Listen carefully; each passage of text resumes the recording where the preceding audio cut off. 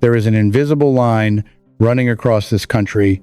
Step over it the wrong way in retirement, and the same income that felt fine suddenly costs you.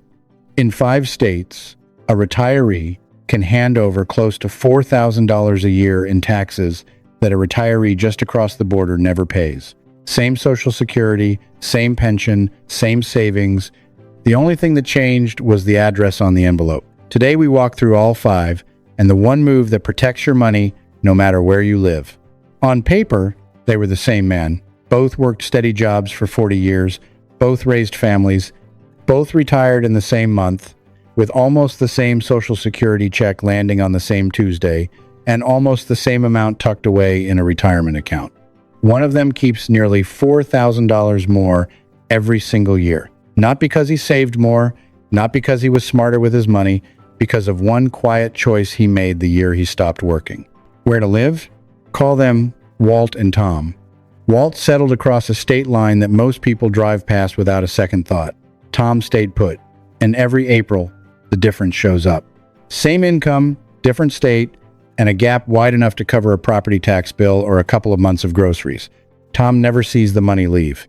It is gone before it ever reaches him, skimmed off the top of checks he worked his whole life to earn. Here is the part that catches people off guard. When you picture the tax man coming for your retirement, you probably picture the federal IRS, the office in Washington, the forms, the rules, the audits, but the federal rules are the same in all 50 states. Whether you live in Florida or Vermont, the IRS looks at your Social Security and your withdrawals exactly the same way. The federal piece does not change when you move. Your state does. And that is where the quiet money disappears. Most states leave retirement income alone now. As of this year, only 8 states still reach into a Social Security check at all, and a handful of those wave most retirees through with tax break. According to tax research from Kiplinger and Smart Asset, those 8 are Colorado, Connecticut, Minnesota, Montana, New Mexico, Rhode Island, Utah, and Vermont. West Virginia just finished getting rid of its tax this year. Missouri, Kansas, and Nebraska dropped theirs a couple of years back. The map is shrinking, which is good news, but it also means the states still doing it have grown quiet about it. There is no notice. The money just comes out. So this is not about being scared of every state. It is about knowing which lines are drawn where and which side of them you are standing on. Let me be straight with you before we start. If your income is small, if Social Security is most of what you live on, many of these states will not take a dime. The bite lands hardest on retirees who have a pension plus real money coming out of a retirement account. That is the group that crosses the line without noticing, and that is exactly the group nobody warns. The people most at risk are the ones who feel the safest, the careful savers who think that doing everything right keeps them out of reach. It does not. Let me show you the 5. Number 1, Minnesota. Minnesota is one of the few states that still treats your retirement money like a regular paycheck. Social Security, pension, income, and withdrawals from your retirement accounts can all show up on the state return. The state income tax starts at 5.35% and climbs to 9.85% at the top. That is according to Smart Asset and Bankrate. Now, Minnesota does offer a break on Social Security for lower and middle income retirees. If your income is small, you may pay little or nothing. But here is the detail that everyone misses, and it is the trap. The break fades as your income rises. For a married couple bringing in a good pension plus money pulled from their accounts, the whole benefit can be taxed, and it gets stacked on top of the tax on everything else. Let me put real numbers on it. Picture a couple bringing in about $75,000 a year between Social Security, a pension, and what they pull from savings. In a state with no income tax, their state bill on that income is zero, nothing. In Minnesota, the state takes a slice of the Social Security that gets taxed, a slice of the pension, and a slice of every dollar they pull from their accounts. Add the property taxes, which sit higher than most states at around $3,500 for a typical home, and the gap between the friendly state and Minnesota lands right around $4,000 a year. But think about that for a second. That is not a one-time hit. That is $4,000 a year, every year, for the rest of a retirement that might run 25 or 30 years. Add it up, and you are looking at the price of a car or a year of long-term care. The The exact number moves with your income and your home, but the direction never changes. Stay in Minnesota with a solid retirement income and you pay. Cross one line and you do not. And here is what stings about Minnesota the most. It is a state full of people who retired right where they raised their kids. They are not rich. They just have a pension from a good union job and a paid-off house. And that is enough to put them over the line. They get taxed not for being rich, but for being careful. Number 2, Rhode Island. Rhode Island is small and quiet about it, but it taxes the full menu. Social Security, pensions, and withdrawals from a 401k or an individual retirement account can all be taxed by the state, according to retirement tax reporting from Kiplinger. There is a break on Social Security, but it comes with strings. You have to have reached your full retirement age, and your income has to stay under the state limit. Climb above those limits, or claim your benefits early, and a slice of your Social Security gets pulled right back onto the return. So the very thing a lot of retirees do, claim early because they need the money, can quietly cost them the break they were counting on. And then there is the part almost no one hears about because it does not show up as a flashy line on your yearly tax form. Rhode Island has an estate tax, and its cutoff is one of the lowest in the entire country. That matters more than it sounds. A regular family with a paid-off house, a retirement account, and a small life insurance policy can cross that line without ever feeling rich. Your income tax return looks fine every April. You go your whole life thinking you are nowhere near the kind of money the state taxes when you pass away. Then the bill shows up for your kids after you are gone, on an estate you never thought of as large. They are grieving, and they are also opening a letter from the state asking for a check. Number 3, New Mexico. New Mexico spent the last few years turning things around. It made tax breaks so that most lower and middle income retirees are left alone on their Social Security. That is real progress. And if your income is small, New Mexico can be gentle. It even has fairly low property taxes, which helps. The catch is the ceiling. According to the New Mexico Taxation and Revenue Department, the state still taxes Social Security for higher income retirees. Once a single filer climbs above $100,000, or a married couple climbs above $150,000. The state income tax runs from 1.5% up to 5.9%. So the retiree who did everything right, the strong pension, the healthy savings, the careful planning, can sail right past the break and land back in the tax zone. The reward for doing well is a tax their neighbor down the road, living on less, never pays. Same town, same weather, but a very different tax bill. And the line between them is just a number on a worksheet most people never look at. The hard part is that this line moves one good year, one large withdrawal to cover a new roof or a medical bill, and a retiree who paid nothing last year is suddenly over the edge this year, owing tax they never planned for. If you are finding this helpful, take a second and subscribe. I break down retirement money and taxes in plain language every week. No fancy words, no sales pitch. Now let me show you the 2 states where the bite is the deepest and the moves that protect you no matter which side of the line you live on.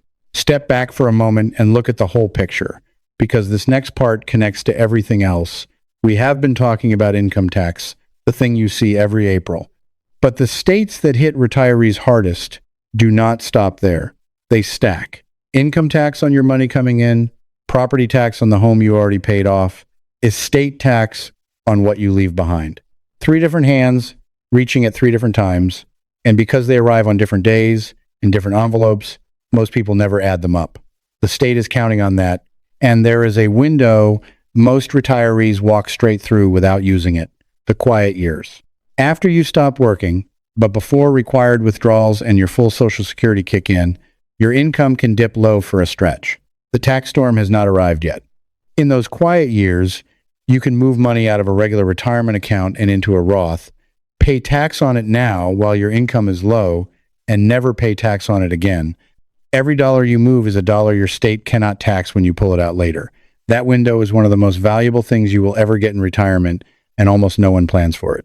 Hold that thought, because it becomes the move that changes everything. Number 4, Connecticut. Connecticut has actually been easing up on retirement income.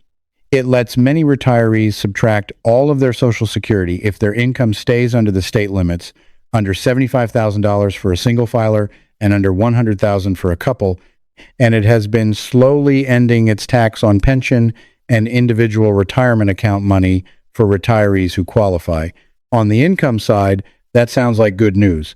Here is where Connecticut quietly takes it back. Property taxes. The typical Connecticut homeowner pays more than $6,500 a year on their home, among the highest bills in the entire country, according to Kiplinger. Sit with that number for a second, because it is the trap that catches retirees who think they are safe. You can owe almost nothing in state income tax and still hand over $6,000 or $7,000 a year just to keep living in a house you already own free and clear. You are house rich and cash poor, watching a bill arrive every year for a home nobody is even paying a mortgage on anymore. And property tax does not care that you are retired. It does not care that your income dropped the day you stopped working. The house is worth what it is worth, and the bill comes whether you can afford it or not. And Connecticut has an estate tax on top of all that. So the state that looks friendly on your income return can be one of the most expensive places in America to own a home. If you are wondering how that is even legal, so is everyone else. It is legal because property tax lives in a different part of the law than the income tax you watch every spring. Different door, same house. The next one is the move that catches more retirees off guard than any other, because it looks like the dream retirement state right up until the bill arrives. Number 5, Vermont. Vermont is postcard beautiful, and it taxes like it knows you will pay to stay. The state taxes Social Security for retirees above its income limits, and it taxes most other retirement income on top of that. The state income tax runs from 3.35% up to 8.75%, according to Kiplinger and the Vermont Department of Taxes. The Social Security break is real, but it disappears fast. For a married couple, you get the full break under about $65,000 of income, and it is gone completely. Once income climbs into the mid-70s, for a single retiree, it disappears even sooner. So a small pension plus a normal year of withdrawals can be all it takes to lose it. That is a narrow band. Many couples cross it without ever feeling like they crossed into anything. Then comes the part that does not show on the income return. Property taxes in Vermont are among the highest in the country, with a rate near 1.42%, and a typical homeowner paying around $5,000 a year, according to Smart Asset. Vermont also has its own estate tax, income, property, and estate, all three hands, all reaching at once. So you can see the pattern now. The worst states for a retiree are not the ones with one big scary tax. They are the ones that stack quiet taxes on top of each other, so no single bill looks scary, but together they pull thousands out of your year. And to show you how big this gap can get, look at the high end. A retiree with $100,000 of income faces about $12,500 in state and local taxes put together in a place like California, compared to under $4,000 in a no-income tax state like Florida or Tennessee. That is according to retirement research from WealthView. The more income you have, the wider the invisible line stretches. For a retiree with real savings, choosing the wrong state is not a small mistake. It can be the most expensive choice of the whole retirement. Now, let me tell you about Walt's neighbor, because his story is the warning underneath all of this. The neighbor wanted to be clever. He had a house that had gone way up in value over the years, and he wanted to keep the state from ever touching it. So while he was still alive, he signed the house over to his daughter as a gift. Smart, he thought. Out of his estate, out of reach, it backfired. When you give a home that has gone up in value away during your life, the person who gets it takes on your old, low cost. So when his daughter went to sell, the tax was figured on what her father paid for it way back when, not what the house was worth the day he passed away. She got hit with a capital gains bill that ran into tens of thousands of dollars. No, I am not making that up. If he had simply left her the house in his will instead, she would have gotten what is called a stepped-up cost. The value would have reset to the day he passed, and most of that gain, the gain he was so worried about, would have disappeared. His clever move to dodge a small tax created a far bigger one, and his daughter paid it. She was left with his good intentions and a bill he never meant to leave her. But think about that for a second. The mistake was not greed. It was acting without knowing where the lines were drawn. And that is the whole point of everything we just walked through. This is why every move on this list matters so much, because the difference between keeping your money and losing it is almost never about how hard you worked. It is about knowing the rules before you make the move. So, here is what you actually do about it. First, find your state's tax break lines and learn exactly where they sit. In most of these states, the difference between paying nothing on your Social Security and paying the full amount is a single income number. Pull up your state's tax form, or ask whoever does your taxes for that one number, and write it down. Once you know where the line is, you can steer your income to stay on the right side of it. You can choose which account to pull from and when. So a single big withdrawal does not push you over by accident. Second, use the quiet years. That gap between when you retire and when required withdrawals in Social Security force your income up. Moving money into a Roth during those low-income years shrinks every future state tax bill because Roth withdrawals do not count against you the way regular withdrawals do. A few $1,000s moved in the right year can save you far more in the years that follow. The trick is that the window does not stay open. Once Social Security and required withdrawals start, your income jumps and the cheap years are gone. Third, watch your withholding.